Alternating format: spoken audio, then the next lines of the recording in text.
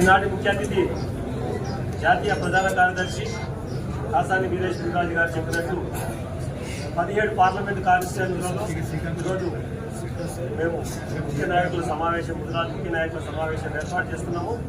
ఆయా జిల్లాలో కానీ ఆయా ప్రాంతాల్లో కానీ ప్రత్యేకంగా నెలకొన్న పరిస్థితులను సమస్యలను క్రోడీకరించుకొని ప్రభుత్వం దృష్టిలో అటు కేంద్ర ప్రభుత్వం కానీ ఇటు రాష్ట్ర ప్రభుత్వం కానీ వారి చేత ఏవైతే ఉన్నావో సమస్యల వాళ్ళ పరిష్కార దిశగా మేము ముందుకు పోబోతున్నాము.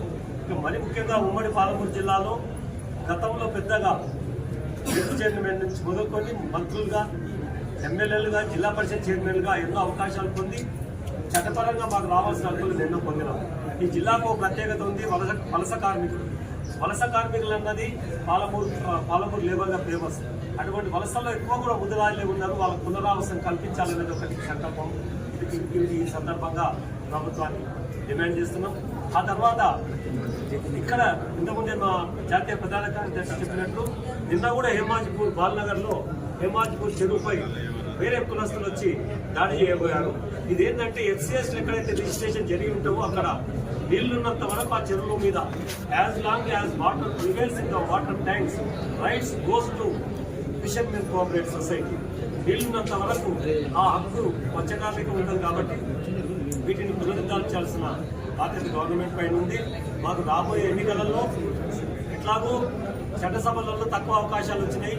ఇచ్చిన చోట కొంత అవగాహన లోపం వల్ల రాజకీయ కుట్రల వల్ల ముఖ్యంగా సాధించుకోలేకపోయినారు.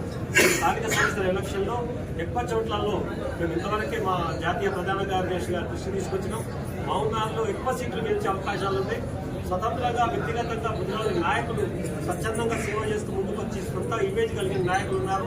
వాళ్లకు రాజకీయ పార్టీల ద్వారా టికెట్లు ఇస్తే ఎక్కువ సీట్లు పొంది గెలిచిన తర్వాత ముదిరాజులకు జీవనోపాధి దొరుకుతుంది, సాధికారత దొరుకుతుంది, హక్కుల సాధనలో వాయిస్ పెరుగుతుంది, బార్గెనింగ్ కెపాసిటీ పెరుగుతుంది అని చెప్పి ఈ సందర్భంగా తెలియజేస్తూ వచ్చిన వాళ్ళందరూ కూడా భవిష్యత్ కార్యాచరణ చేసుకుంటూ మా యువనేష్ గారు ఇచ్చిన సూచన మేరకు సంస్థాగతంగా కూడా అన్ని విభాగాలను బలపరుస్తూ అన్ని సంఘాలను ఒక్కటి చేస్తూ అందరూ విజ్ఞప్తి చేస్తుంటే ఈ పాత్రికేయ మిత్రుల ద్వారా ఒకటే సంఘం ఉంది. రాజకీయ నాయకుల ప్రలోభాలకు కానీ కుట్రలకు కానీ మోసపోకుండా సంఘాన్ని ఏకం చేసి కాసాని జ్ఞానేశ్వరన్న గారి నాయకత్వాన్ని ముందుకెళ్తే ఏ రకంగా అయితే జీవో 17 మనం సాధించుకున్నామో ఏ గుర్తులో అదే రకంగా రాజ్యాధికారం కూడా సాధించుకోవడానికి అభివృద్ధి చెందడానికి సుగమం అవుతుంది. కాబట్టి అందరూ ఏకకంఠంతో ముందుకు రావాలని కోరుతూ జై హింద్, జై ముదిరాజ్, జై కాసాని.